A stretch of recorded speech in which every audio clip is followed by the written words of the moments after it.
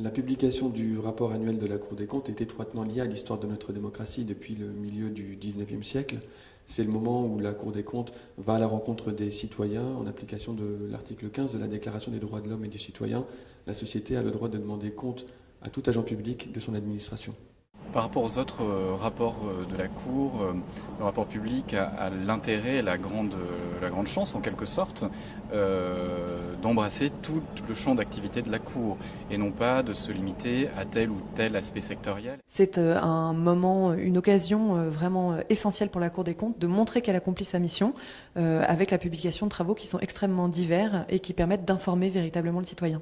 Il illustre de manière très concrète ce que peut être une bonne ou une mauvaise gestion publique au plus proche du terrain et au plus proche des citoyens. Donc par la qualité des exemples qu'il donne, il est très précieux, je trouve. C'est un moment privilégié de médiatisation, de rencontre avec les médias et avec l'opinion publique. Et c'est l'occasion pour la Cour des comptes de se faire connaître et de partager un lien avec les citoyens à travers cet outil. C'est le rendez-vous qui est vraiment identifié dans le calendrier. On sait qu'au début du mois de février, il va y avoir ce temps fort où la Cour fait un peu le bilan de ce qu'elle a dit l'an passé, en identifiant des nouveaux sujets, mais également en revenant sur des sujets qu'elle a déjà abordés auparavant et sur lesquels elle revient pour constater ou non des progrès de la part des administrations. Au-delà de sa mission d'information aux citoyens, qui est une mission constitutionnelle, c'est également la volonté d'accompagner durablement la réforme du service public.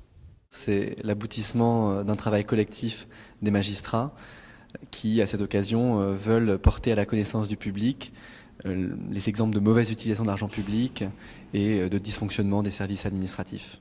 Quand on évoque la Cour des comptes autour de soi, la remarque qui revient le plus souvent, c'est très joli de faire d'aussi gros rapports volumineux, détaillés, très précis sur toutes les politiques publiques, mais qu'est-ce qui en ressort finalement? Quels sont les effets concrets sur les politiques publiques?